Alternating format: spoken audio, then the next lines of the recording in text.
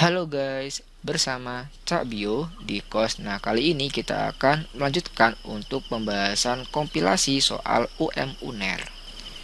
Kita lanjutkan untuk soal yang berikutnya ya. Golongan moluska yang mampu membentuk butiran mutiara digolongkan pada kelas A. Gastropoda, B. Pelesipoda, C. Scapopoda, D. Cephalopoda, dan E. Amphineura ya. Nah, ini bukan Amphineura ya. Nah, moluska ini adalah kelompok filum hewan yang bertubuh lunak ya. Bertubuh lunak, tapi dia sudah digolongkan sebagai organisme triploblastik silomata ya, memiliki 3 lapisan embrional dan rongga tubuhnya yang sudah sejati gitu ya. Nah, ciri lainnya pada kelompok moluska ini dia tidak memiliki segmen atau tidak beruas-ruas dan umumnya juga memiliki mantel ya, seperti itu.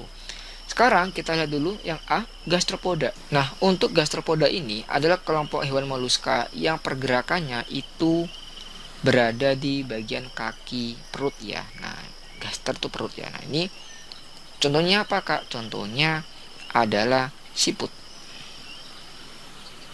Siput, kemudian ada keong dan sebagainya. Nah, memang untuk siput dan keong ini memiliki cangkang ya. Tetapi cangkangnya itu ada yang berbentuk kerucut, tabung, atau yang melingkup dan sebagainya. Dan dia terdiri atas 4 lapisan ya. Ada periostrakum, prismatik, lamella, dan nakreas. Nah, pada bagian periostrakumnya itu dia terdiri atas suatu zat tanduk ya. Kemudian kalau prismatiknya terdiri atas bahan kalsit, kalau lamellanya terdiri atas aragonit ya ataupun kalsium karbonat yang berupa lempeng-lempengan. Kemudian nakreasnya ini berupa kalsium karbonat yang berupa lembaran ya. Berarti ini tidak bisa ya untuk membentuk mutiara ya. Jadi ini kurang benar. Yang B, pelesipoda. Untuk pelesipoda ini adalah kelompok hewan moluska yang bisa juga dikatakan sebagai bivalvia atau lamellibranchiata. Ini kelompoknya kayak kerang, kemudian remis, tiram, dan sebagainya ya. Nah, untuk kelompok pelesipoda memang dia juga punya cangkang ya. Cangkangnya terdiri atas 3 lapisan, ada periostrakum, prismatik, dan nakreas. Nah, pada bagian periostrakum itu adalah lapisan yang terdiri atas kalsium karbonat ya, ataupun zat kapur yang paling luar. Kemudian ada prismatik, lapisan kapur yang bertumpuk-tumpuk ya. Kemudian ada nakreas. Ini disebut juga sebagai lapisan mutiara. Nah, kenapa untuk pada kelompok pelesipoda nakreasnya ini disebut sebagai lapisan mutiara? Karena pada bagian bawah nakreas itu terdapat mantel. Ya, di mantel itu ada suatu epitel khusus ya yang dapat mensekresikan cairan ekstrapalial gitu ya. Nah, kemudian cairan itu disimpan pada bagian vakuola atau rongga-rongga yang ada di bagian mantel, sehingga ketika nanti ada kotoran misalkan kayak kerikil masuk di sela-sela mantel itu akan dibungkus oleh cairan ekstrapalial dan terbentuklah mutiara seperti itu. Pembentukannya bisa kalian pelajari pada video yang sebelumnya ya tentang soal ini. Nah, maka ini kemungkinan jawabannya ya. Kemudian yang berikutnya adalah C, scapopoda. Nah, ini disebut juga sebagai siput taring ya. Siput taring atau Dentalium sp. Nah, di situ pada scapopoda ini memiliki cangkang berbentuk mirip gading gajah. Gambarnya kurang lebih seperti ini ya. Nah, seperti inilah gambaran untuk hewan siput taring atau yang kita kenal sebagai Dentalium sp ya. Nah, jadi dia bentuknya kayak gading gajah ya untuk cangkangnya. Maka ini juga kurang benar ya. Yang D, cephalopoda. Nah, untuk kelompok cephalopoda ini alat geraknya ada di bagian ini ya, apa itu, kepala ya. Nah, dia bergerak menggunakan tentakel ya. Nah, itu contohnya kayak gurita, kemudian nautilus,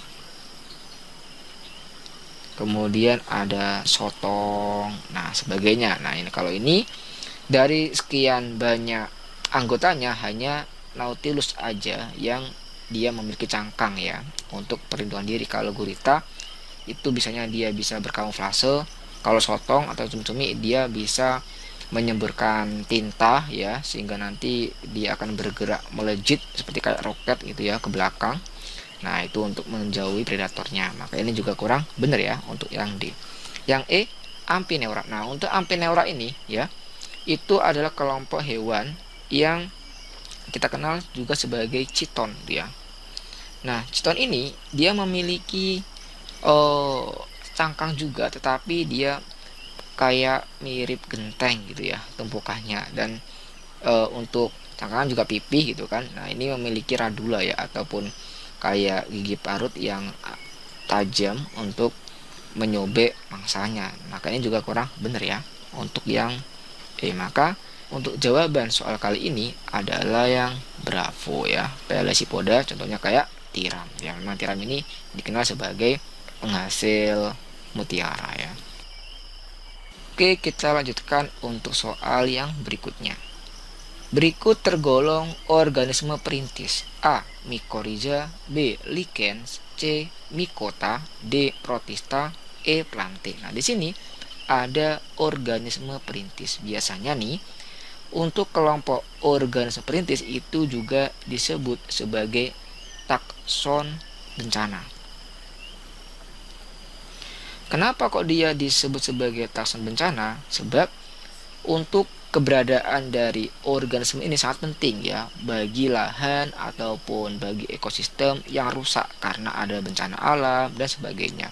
Sehingga di situ untuk makhluk hidupnya hampir hilang semua atau ada sedikit gitu ya untuk yang bertahan, tapi itu sudah tidak stabil. Nah, maka disinilah kegunaan organisme perintis dalam merubah ekosistem yang awalnya itu tidak ada kehidupan atau sedikit kehidupan menjadi klimaks atau menjadi banyak vegetasi, tumbuhan, atau untuk hewan-hewannya ya, seperti itu.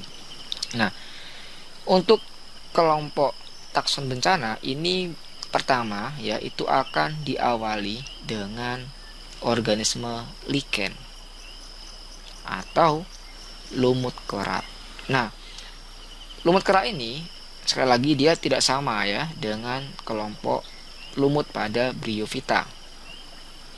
Nah, karena untuk lichen ini adalah bentuk simbiosis ya dari jamur dengan alga ya. Nah, untuk materinya bisa kalian baca kembali untuk di video sebelumnya ya. Nah, setelah nanti lichen ini dapat tumbuh pada suatu ekosistem tersebut, karena kan lichen kan dia nutrisi sama airnya kan diperoleh dari udara kan, tidak terpengaruh dari keadaan tanahnya, entah tanah subur ataupun tandus, itu nggak masalah, yang penting udaranya bersih gitu ya. Maka nanti lichen ini akan menghasilkan senyawa kimia yang bisa menghancurkan bebatuan, dan juga apabila bagian lichen ini mati, dia akan menjadi humus untuk menyuburkan tanah, sehingga nanti akan tumbuh vegetasi yang namanya alga ya. Setelah alga nanti akan tumbuh vegetasi lumut dan paku ya. Setelah lumut dan paku nanti akan ada vegetasi seperti kayak rumput, semak, perdu, dan pohon. Nah, kalau ini dia sudah klimaks ya. Nah, ini pohon. Oke. Maka sekarang kita lihat aja yang A, mycorrhiza. Kalau mycorrhiza ini adalah istilah bagi simbiosis antara jamur dengan akar tumbuhan pada legum ya, atau pada kacang-kacangan ya. Nah, nanti mycorrhiza ini akan membantu untuk menyerap air ataupun nutrisi yang tidak bisa dijangkau oleh akar tersebut. Maka ini kurang benar ya. Yang B, lichen. Ini kemungkinan jawabannya ya. Yang C, mikota. Mikota adalah kelompok jamur. Nah, jamur ini kita tahu ya, dia adalah heterotrof ya. Maka untuk kehidupannya sangat bergantung dengan kehidupan lainnya. Maka ini kurang benar. D, protista.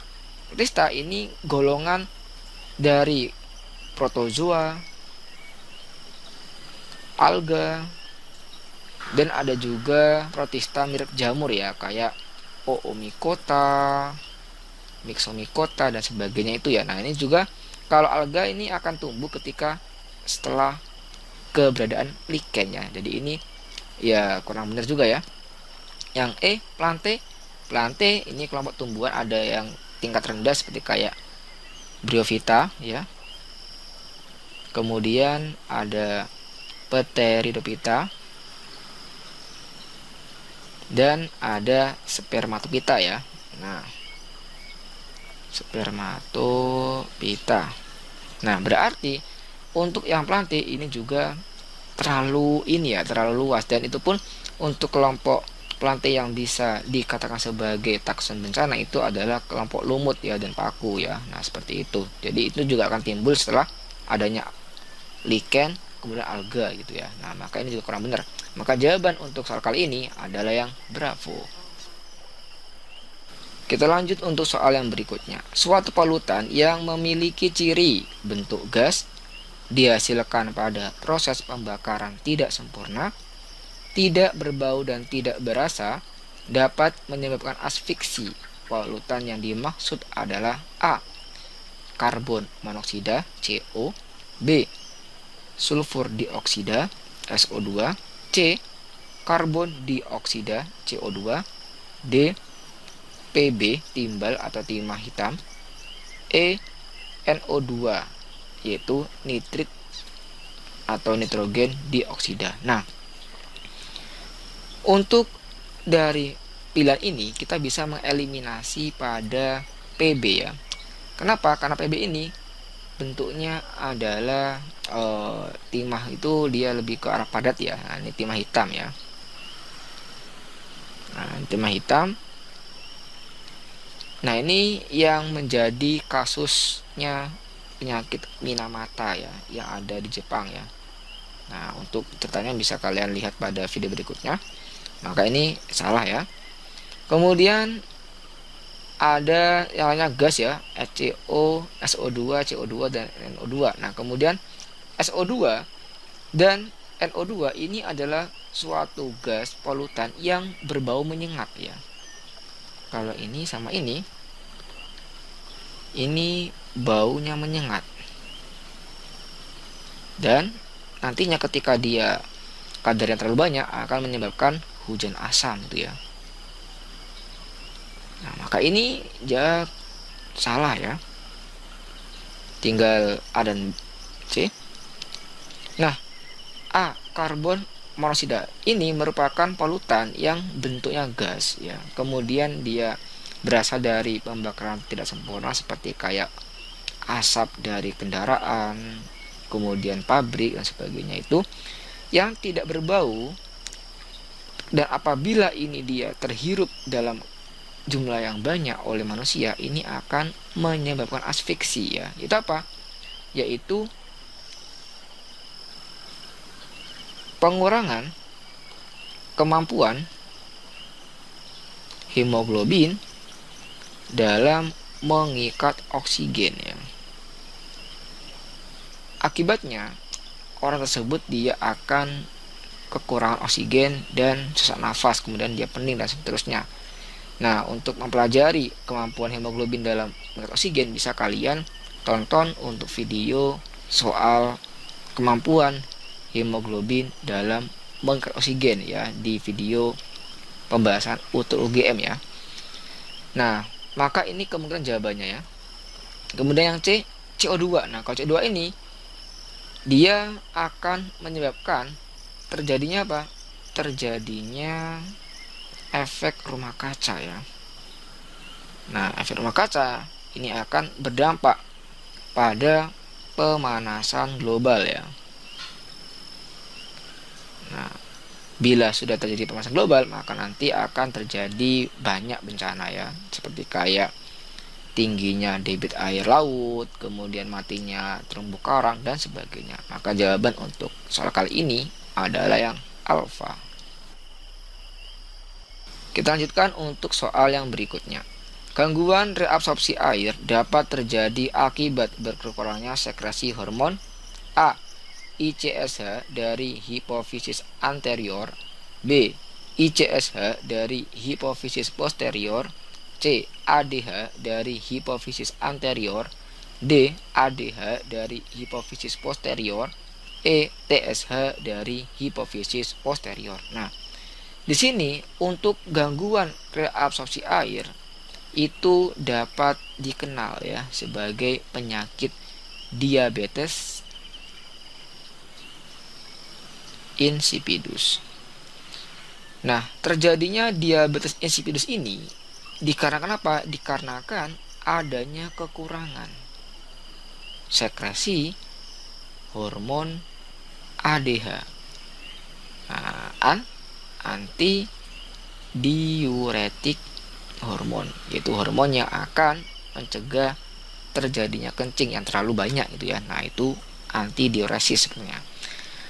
Nah, ADH ini dihasilkan oleh kelenjar ya, kelenjar endokrin. Nah, ini kelenjar endokrin yang bernama hipofisis posterior ya. Nah, maka untuk jawaban kali ini tentunya adalah yang delta ya. Nah, kita lihat yang lainnya.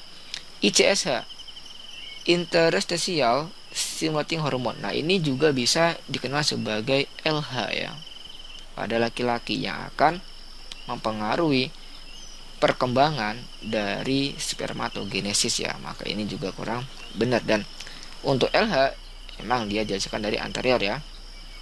Ininya benar ya, tidak benar ini. Nah, yang B ICSH dari hipofisis posterior. Nah, ini salah di sini ya. Yang C ADH dari hipofisis anterior, salah.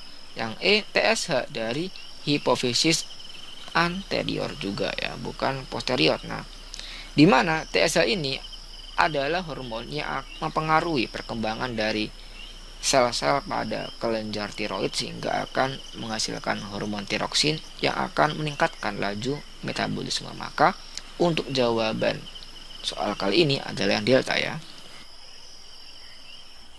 Kemudian kita bahas soal yang berikutnya. Bagian telinga manusia yang disebut saluran semisirkuler berfungsi membantu keseimbangan.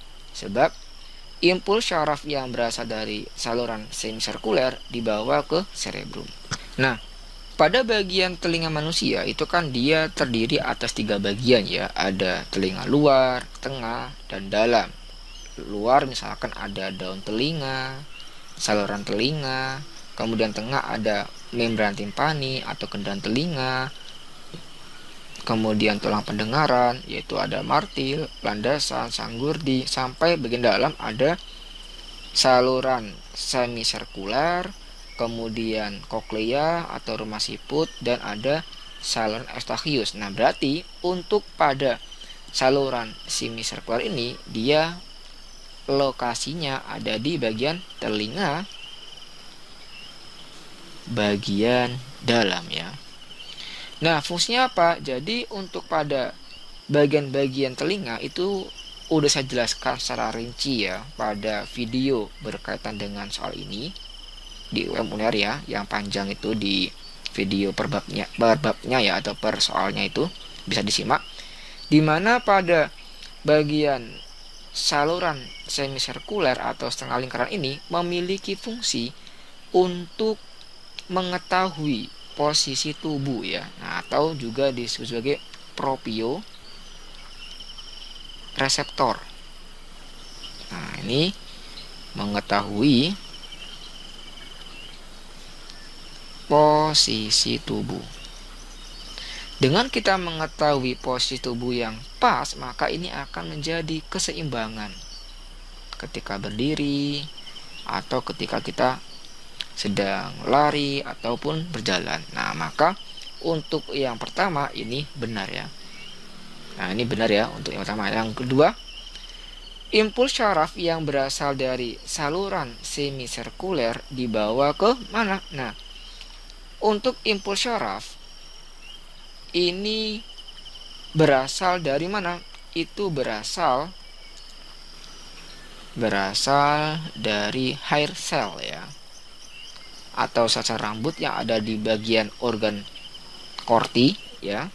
Kemudian hair cell ini akan dibawa menuju ke bagian syaraf auditori ya. Nah, dari syaraf auditori ini nanti impuls syaraf itu akan dibawa menuju ke bagian vestibulococlear ya, atau cranial nerve nomor 8. Kemudian nanti di situ ada juga tepatnya di bagian lobus temporal ya. Nah, di sini itu akan dibawa ke bagian lobus temporal, tepatnya di bagian cranial nerve nomor 8 ya, yang bernama serabut vestibulococlear. Nah, dari situ baru akan dibawa menuju ke bagian korteks auditori yang ada di bagian talamus ya. Korteks auditori yang ada di bagian talamus. Nah, di sana bunyi itu akan diinterpretasikan. Nah, maka ini salah ya. Nah, ini salah ya. Maka benar salah jawabannya adalah yang Charlie. Oke, ngono wayo, tarik ulur semangate. Terima kasih sudah menonton. Jangan lupa like, subscribe, dan share ya. Dan apabila ada perbedaan pendapat ataupun masukan, silakan komentar di kolom komentar. Bye-bye.